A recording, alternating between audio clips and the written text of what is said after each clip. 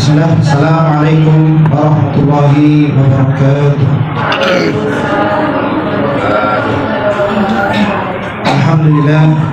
Alhamdulillah hamdan katsiran thayyiban mubarakan fi kama yuhibbu rabbuna wa yarda. Allahumma shalli wa sallim wa barik ala nabiyyina al-karim Muhammadin wa ala alihi wa sahbihi wa man tabi'ahum bi ihsanin ila yaumil amma ba'd. Para guru, para asatidah, ustaz dan ustazah semuanya. Pertama adalah kita bersyukur kehadirat Allah Subhanahu wa taala yang pada kesempatan kali ini alhamdulillah kita bisa bermajlis kembali walaupun terakhir itu bulan November ya. Semoga majlis-majlis yang telah kita datangi, yang telah kita ikuti itu menambah rasa takut kita kepada Allah Subhanahu wa taala. Karena ilmu bukan apa yang dihafal, bukan apa yang diingat. Itu bukan kata saya tapi kata Imam Asy-Syafi'i rahimahullahu taala. Al-ilmu laisa ilmu ma hufidha. Ilmu bukan banyaknya hafalan kita. Walakin al-ilmu itu adalah ma nafa'ah, yang bisa bermanfaat.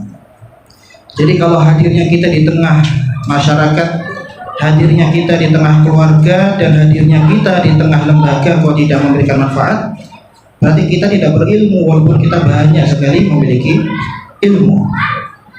Karena menurut para ulama bisa dikatakan ilmu kalau sudah ada buahnya, sedangkan buah dari ilmu adalah kemanfaatan dia. Terus kalau kita hafal sekian itu belum bisa diambil manfaatnya, berarti hanya wawasan atau sakofah semata. Alhamdulillah di bulan yang mulia ini, sekarang ini bulan Rajab, alhamdulillah mengisi pada kesempatan kali ini ditemani anak saya yang kedua, ini juga lahir di bulan Rajab ya. Kita berharap dan banyak berdoa di bulan Rajab agar Allah berikan kita kesempatan untuk menjumpai bulan Ramadan. Banyak orang ingin berjumpa dengan bulan Ramadan, 1-2 hari ternyata Allah memanggilnya dan tidak atau belum memberikan kesempatan dia untuk berjumpa dengan bulan Ramadan. Sebentar lagi ya. Maka bulan Rajab yang mulia ini kita banyak zikir dan banyak berdoa kepada Allah Subhanahu wa taala, karena yang mengatakan bulan ini mulia bukan saya tetapi Allah Subhanahu wa taala. Maka lazimkanlah bulan ini sebagai bulan yang mulia. Sebagaimana amal soleh akan dilipat gandakan, begitupun keburukan yang dilakukan kita di bulan ini juga akan dilipat gandakan. Nauzubillahi min dzalik. Termasuk juga adab dalam bermajlis ya. Tafassahu fil majalis fafsahu yamsakillah lakum.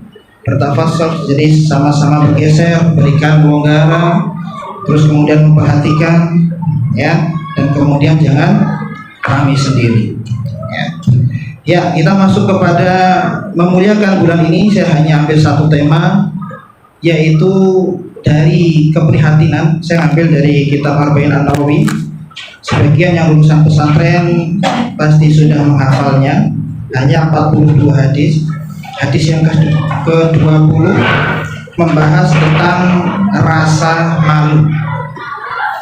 Yang saya prihatinkan adalah di akhir zaman ini Allah Subhanahu wa taala cabut rasa malu.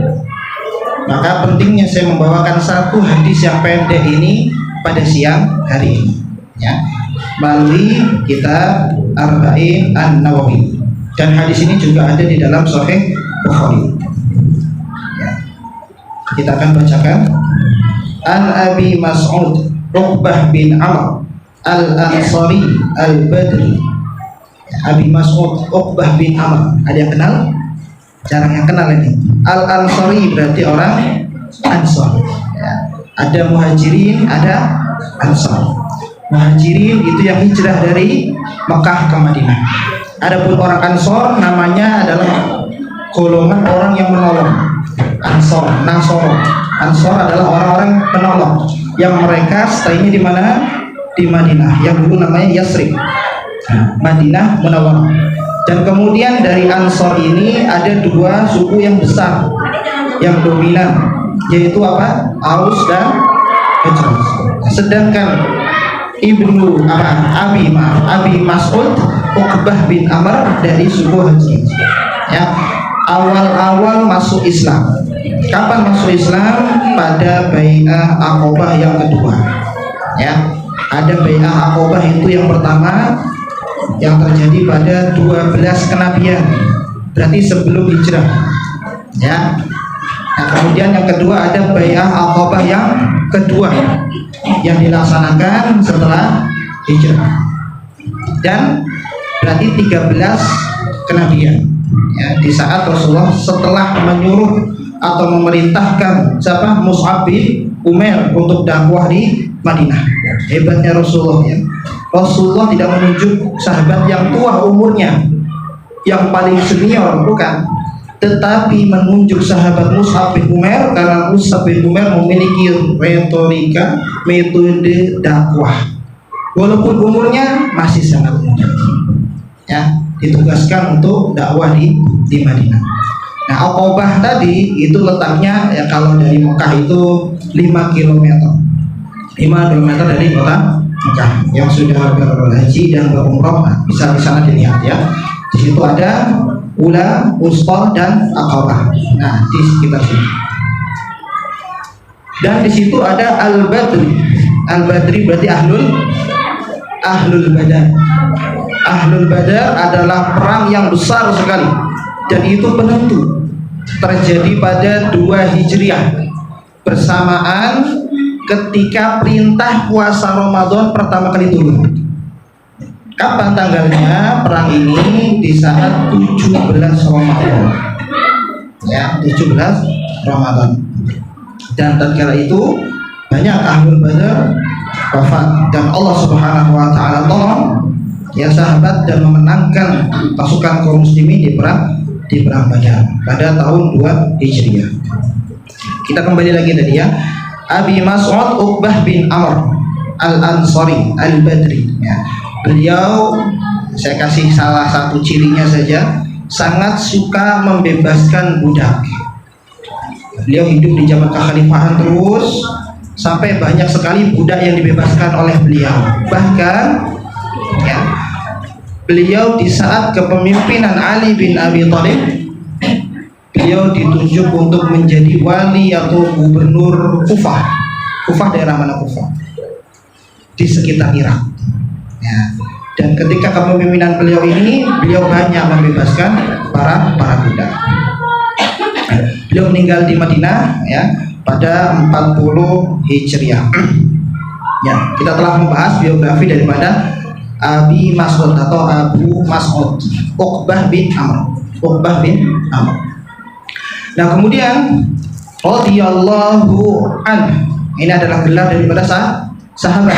Sabiqun al-awwaluna minal muhajirin wal ansari wal ladzina tabauhum bi ihsan. Radhiyallahu anhu. Jadi gelar para sahabat itu mendapat ridho daripada Allah Subhanahu wa taala. Gelar yang tinggi. Ya, bahkan seburuk-buruknya sahabat, ya, sahabat itu 3 ya.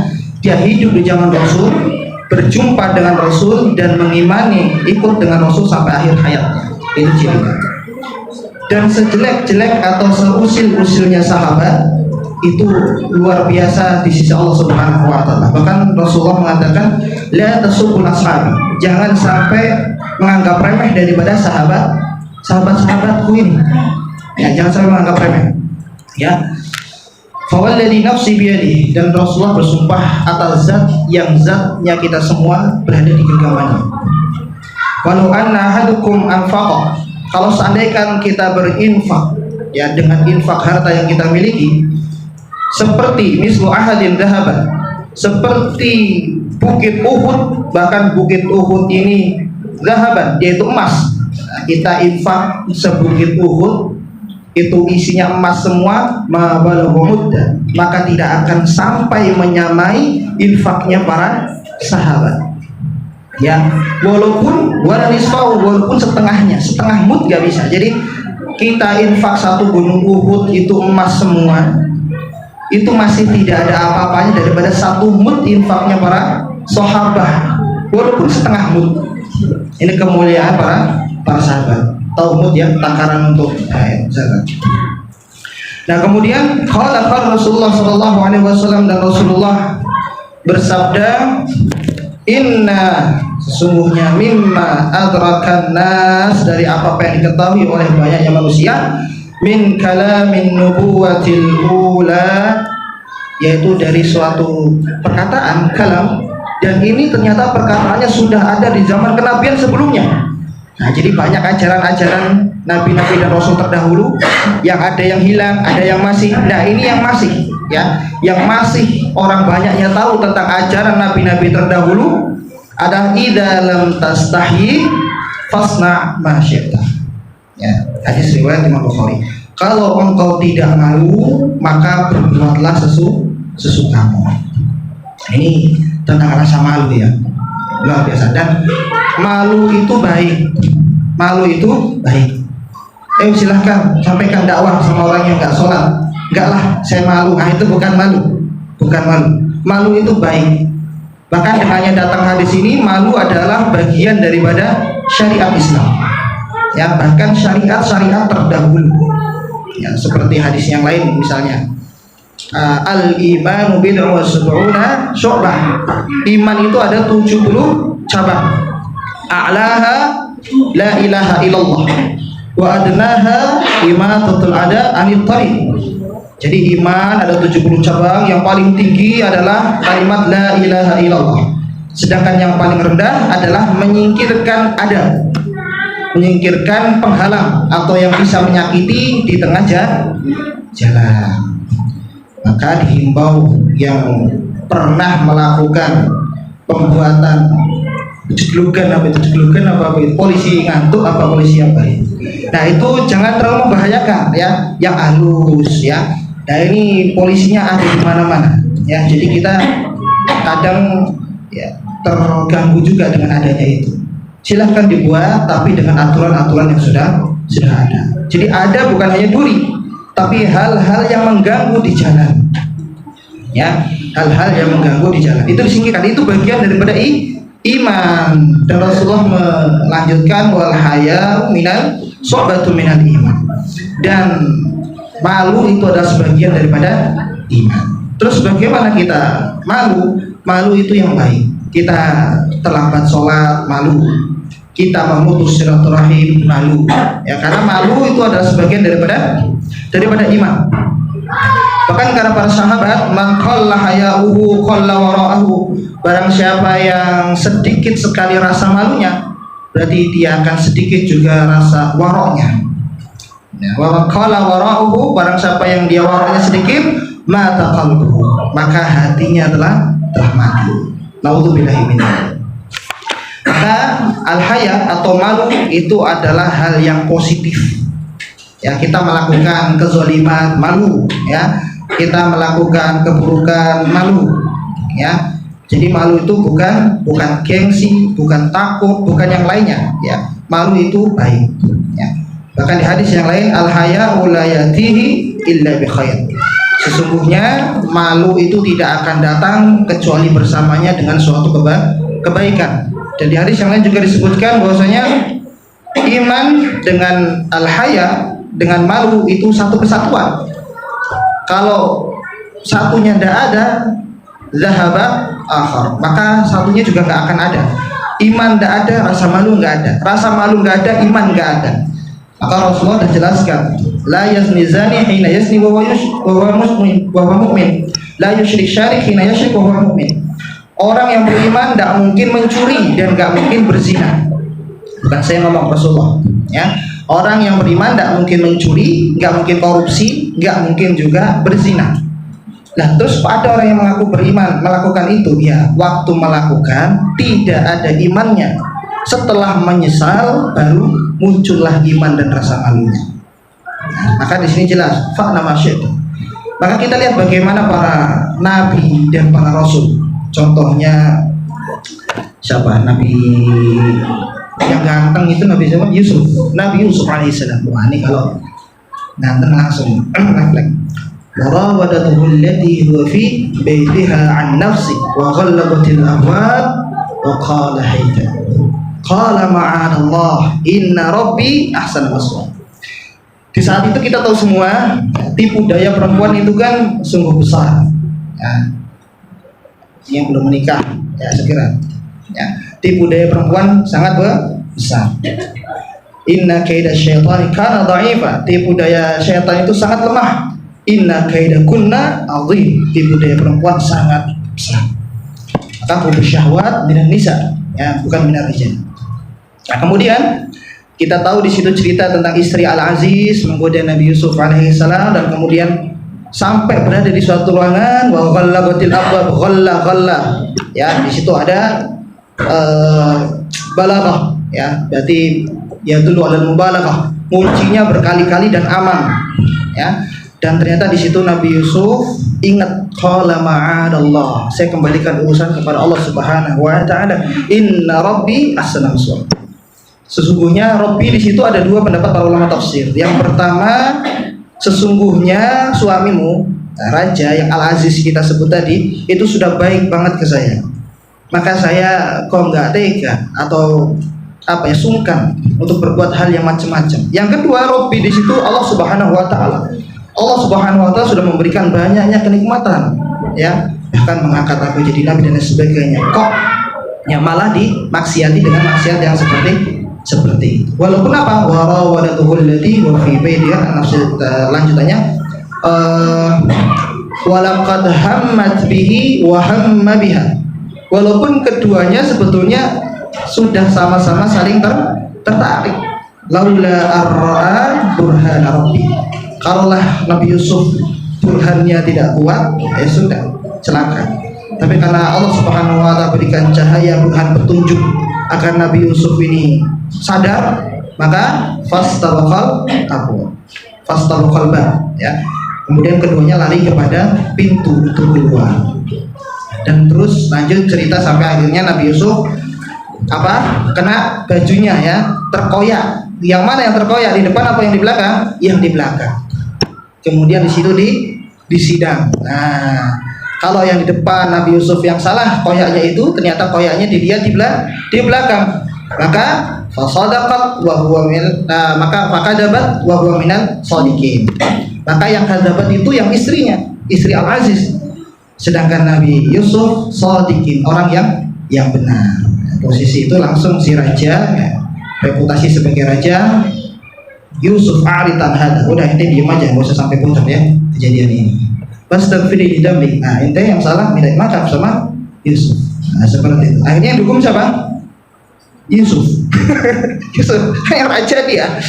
Ya, biasa orang soleh terkadang begitu posisinya. Sampai akhirnya ya lanjut membuat perihal yang akhirnya pelayan-pelayan itu memotong tangannya sendiri kan seperti itu, ya. Akhirnya Pak Yusuf yang disalahkan lagi, tetapi Nabi Yusuf memilih di penjara, ya. Sijnu ahabbu ilayya mimma tad'unani ilaihi. Penjara lebih aku sukai daripada apa yang kau tawarkan itu. Jadi memang akhirnya berakhir di penjara. Kan sampai waktu itu nggak percaya, itu gara-gara wanita dulu itu ngejek, kenapa kok istrinya raja bisa tertarik sama seorang pembantu? Dan qala niswatun fil Madinah, kan seperti itu. Ya, ternyata ketika dikumpulkan, ya, kemudian dikasih sikina, wa qala tikhruj alaihin, ya, sudah megang pisau, sudah lagi motong-motong, Yusuf keluar. Nah, terus kemudian ketika itu melihat Nabi Yusuf seperti apa? Ma hada basara in hada illa malakun karim. Tidak percaya ini orang, ini malaikat kayaknya yang keluar ini, ya. Luar biasa. Nah, itu cerita Nabi Yusuf, ya.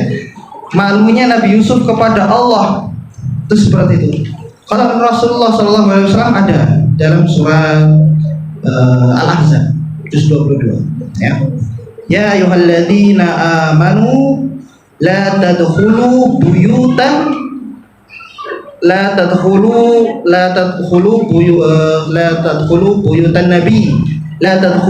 buyutan nabi illa ayyudzana lakum. Wahai orang-orang yang beriman, janganlah kamu masuk ke rumah Rasulullah, buyutan nabi karena rumahnya Rasul banyak, isinya banyak, illa ayyudzana lakum ila ta'amin ghairu nadhirina ina. Walaupun memang ada yang ditunggu dan lain sebagainya, ada makanan di dalamnya, jangan masuk tanpa izin. Walakin idza du'itum fadkhulu. Kalau memang diundang dan dipersilahkan masuk, silakan masuk. Faida ta'imtum fantashiru. Kalau sudah makan, selesai makan, maka fantashiru, pergi. Wala musta'nisina lil hadis. Jangan berlama-lama obrol di rumahnya Rasulullah sampai membuat Rasulullah tidak enak. Ya. Nah, kejadian ini sebetulnya di saat Rasulullah baru saja menikahi Zainab. Ada dua loh istri Rasulullah, Zainab, ya. Siapa saja? Ya, yang terkenal Zainab binti Jahsy. Waktu itu memang pernikahan mereka berdua atas dasar perintah Rasulullah Shallallahu Alaihi Wasallam. Idza qadallahu wa rasuluhu amran ayyakuna lahumul khiyar. Sudah ente nikah sama ini. Ya, ini bukan Rasulullah salah, tapi jadi pelajaran. Salahnya Rasul itu jadi pelajaran. Contoh Rasulullah lupa dalam sholat, jadilah pelajaran. Ya, Rasulullah mengacungkan Abdullah bin Umi Maktum, jadi pelajaran, jadi surat abasah. Nah, di saat itu Rasulullah menjodohkan ya mantan budak Zaid bin Haritsah dengan Zainab binti Jahsy, seorang yang terpandang. Nah, maka ini pentingnya nikah dengan sepupu. Iya, ya. Dan qadarullah ya, ini sahabat dan sahabiah generasi terbaik, tetapi pernikahan tidak sampai 1 tahun. Karena apa? Yang satu soleh sekali ini suami ini, yang ini solehah, tapi sering sekali mengukit siapa dia dan siapa suaminya. Sampai ketika tidak tahan ya mereka berdua cerai. Dan itu satu-satunya sahabat yang tercantum namanya langsung dengan jelas di dalam Al-Quran, yaitu Zaid. Falamma qada Zaidun minha wa tazawwajnakaha dan lain seterusnya. Dan kemudian setelah itu Zainab dinikahi oleh Rasulullah Shallallahu Alaihi Wasallam. Dan kemudian bagaimana dengan Zaid, kan kasihan ya. Zaid nanti dapat yang dulu ngasuh Rasulullah, yaitu Ummu Aiman. Dan Allah ganti dari Zaid bin Haritsah, pernikahan Zaid bin Haritsah dengan Ummu Aiman, lahirlah panglima termuda dalam Islam, Utsamah bin Zaid bin Haritsah. 16-17 tahun memimpin pasukan. Nah ini ya, jadi gak akan ya Allah dan Rasulnya memberikan suatu perkara itu akan buruknya. Dan kemudian kita lanjut kepada rumah tangga Rasulullah dan Zainab. Mereka menikah, baru saja menikah. Di situ ada walimah dan kemudian sahabat datang untuk makan-makan di sana. Dan ketika itu Rasulullah sebetulnya sudah ingin apa ya? Ingin nyuruh mereka pergi dari rumah. Cuma Rasulullah memiliki rasa malu tadi, kembali rasa malu, sehingga Rasulullah keluar ke tempat yang lain. Ini sahabat masih di situ. Sampai Rasulullah datang kembali, dikira sahabat sudah pergi, masih ada. Ya. Wallahu la yastahi minal haq. Maka yang negur langsung ayat ini. Ya. Fa idza ta'imtum fantashiru wa la mustanisina li hadis. Inna dzalikum kana yu'dhin nabiyya fayastahi minkum. Coba Rasulullah langsung bela Allah langsung bela Rasulullah. Nabi, kamu tuh malu mau bilang kamu tuh sana, silakan pergi. Jadi para sahabat makan-makan sampai tidak kenal waktu, sampai Rasulullah merasa kok lama sekali.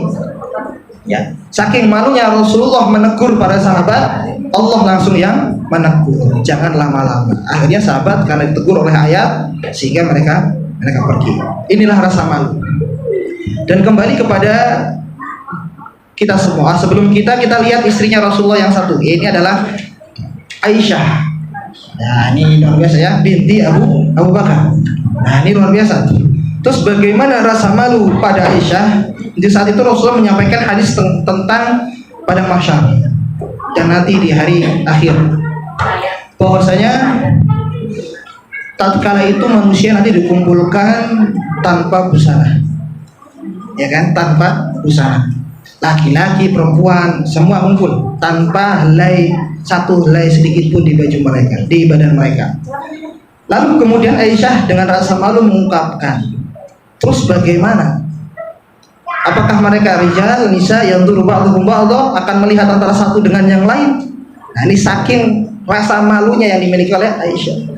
Maka Rasulullah SAW mengatakan al-amru asyad, dan perkara di saat itu lebih berat, lebih susah dibanding apa yang kau pikirkan itu, wahai Aisyah. Jadi sudah nggak sempat memikirkan sebelahnya. Saking beratnya hari itu mereka memikiri diri sendiri, nafsi binafsi, nah gitu ya, nafsi, nah diri sendiri, ya nggak ada urusan sama orang lain. Nah, maka kita lihat bagaimana saat ini kita, ya, bagi yang laki-laki, ya, atau umum semuanya, terkadang kita tidak malu melanggar syariat Allah, tidak malu dalam berbuat keburukan. Bahkan kalau perempuan kita lihat di saat sekarang, ya Allah, ya naudzubillah, ya, semoga yang di ruangan ini Allah jaga semua, Allah lindungi insyaallah, menjadi wanita yang salehah insyaallah. Karena apa? Berat sekali, ya, terutama yang memiliki anak wanita. Ya. Di saat ini banyaknya Allah Subhanahu wa taala cabut rasa malu dari mereka, walaupun padahal kita lihat sudah dalam Al-Qur'an sudah jelas, waqarna fi buyutikunna wa la tabarrujna tabarrujal jahiliyatil ula. Jadi banyak bertabarruj. Memang pakainya tertutup, memang enggak mengumbar aurat, iya tidak. Tapi coba adabnya di jalan, coba dalam berkata dan bersuara. Nah, jadi apa? Terkadang, ya, kita perlu mendidik khususnya yang punya anak perempuan dan punya anak didik perempuan untuk memperbesar rasa malu mereka, ya, memperbesar rasa malu mereka. Bahkan para sahabat bagaimana ketika sowan ke rumah Rasulullah, ingin berbicara, ingin mengajak bicara siapa? Istri daripada Rasulullah, Ummahatul Mukminin, miwara hijab, dengan hijab, ya silakan ngomong apa, gitu ya. Nah, sekarang naudzubillah, ini usikum wa iyaya nafsi bitaqwallah, ya. Kita ingatkan diri ini dan semuanya untuk bertakwa kepada Allah Subhanahu wa taala. Ujian di akhir zaman, ya, itu Allah Subhanahu wa taala mencabut beberapa dari kita rasa malu mereka. Sehingga apa? Coba yang korupsi berapa T kemarin, senyum-senyum dada-dada di kamera, gitu ya, tanpa adanya rasa bersalah. Terus kemudian yang habis dan yang lain sebagainya, kriminal dan lain sebagainya, ya, mereka tanpa ada rasa malu, Allah ambil cabut rasa malu. Ya. Korupsi biasa saja, kezaliman biasa saja. Nah, ini naudzubillahi min dzalik. Maka rasa malu itu adalah sebagian dari iman. Kalau rasa malu sudah dicabut, ya sudah. Ya, maka tadi saya sempat sebentar dengerin ceramahnya Syekh Khalid Ismail, nanti bisa di searching, bisa dicari Khalid Ismail, ya, itu mengatakan apa itu rasa malu, hakikat rasa malu. Saya jelaskan pakai Indonesia aja. Rasa malu adalah hakikatnya kita meninggalkan hal-hal yang haram dan kita meninggalkan hal-hal yang qabih, yang jelek. Kita tahu ini jelek, maka kita tinggalkan. Kita tahu ini haram, maka kita tinggalkan untuk keselamatan diri kita. Karena sebetulnya hati kita itu punya alarm. Hati kita itu punya alarm. Tinggal kita mau peka atau tidak. Nah, ini bukan saya yang bilang, tapi Rasulullah. Ya, al-birru husnul khuluq wal ithmu ma haka fi nafsik. Jadi kebaikan itu adalah budi pekerti yang baik, sedangkan keburukan atau dosa al-ithmu itu adalah sesuatu yang ragu dalam hati. Wakari ta'ayatali alaihi nas, atau sesuatu itu tidak mau kita dilihat orang lain. Nah, itu pasti itu dosa. Yang tahu hanya kita, atau kita ngumpet-ngumpet, atau sebenarnya kita melakukan, diri kita juga sebetulnya mengingkari, ya itu. Ya, maka sebetulnya di dalam istafti qalbak, kan begitu. Coba tanyailah hatimu, kan begitu. Ini benar atau salah? Dan rasa malu itulah mampu mengendalikan kita menjadi orang yang tahu malu. Ya, ingat malu itu positif, ya. Jadi ketika anak misalnya nggak berani maju, udah nggak usah malu, bukan nggak usah malu, bukan. Ayo berani, nggak usah takut. Jadi kalau kayak gitu seakan-akan malu itu gimana? Malu di depan itu malu juga, bukan. Malu itu bermaksiat, itu malu.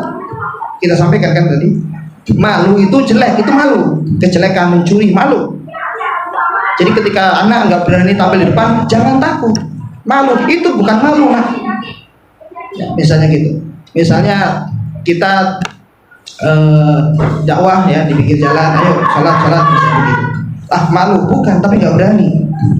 Kalau malu itu baik, nggak mungkin malu itu jelek, karena ini udah jelas, ya. Inna mimma adrakan nas min kalamin nubuwatil ula idza lam tastahi fasna syaitan. Bahkan rasa malu ini sudah diajarkan kepada ajaran nabi-nabi terdahulu. Jadi mulailah diganti, bukan malu, tapi mungkin tidak berani, mungkin gengsi, mungkin takut, ya, dan lain sebagainya. Tapi kalau malu itu bisa nggak sholat, nah itu malu. Ya, kalau sholat itu malu. Ya, jangan ke masjid lah, di masjid malu, nah bukan. Ya, malah kalau di rumah malu. Nah seperti itu. Ya, jadi kita bersama membawa arti daripada rasa malu itu kepada hakikatnya. Ya, ayo azan, malu. Enggak, azan bukan malu. Mungkin Anda nggak berani. Ya, ayo berani. Ya. Jadi bukan soal malu. Kecuali kalau malu-maluin, nah itu beda lagi. Ya, tambahin deh, malu berbeda dengan malu-maluin. Kalau malu-maluin nggak boleh. Ya, tapi kalau rasa malu harus punya. Dan sahabat di antara ratusan ribu sahabat yang paling dikenal dengan rasa malu yang besar adalah Utsman bin Affan. Penghafal Quran, khalifah ketiga, 13 tahun memimpin kaum muslimin, dan meninggalnya pun di saat setelah sholat dan baca Al-Quran. Ya, ini Utsman bin Affan yang tidak sedikit dari uangnya digunakan untuk jihad fi sabilillah. Jadi saat itulah menyatukan resem daripada mushaf Al-Quran, maka dijuluki dengan resem Utsmani. Ya, mushafnya Abdullah bin Mas'ud diambil, mushafnya yang di Hafsah diambil, ya disatukan. Nih mushafnya, yang lain dibakar, karena biar tidak terjadi perbedaan dan perselisihan. Maksudnya baik. Itu saja dapat kita sampaikan. Silakan kalau mau ditanyakan. Jadi terkait tentang rasa malu dan yang lain sebagainya. Aku lupa. Assalamualaikum warahmatullahi wabarakatuh.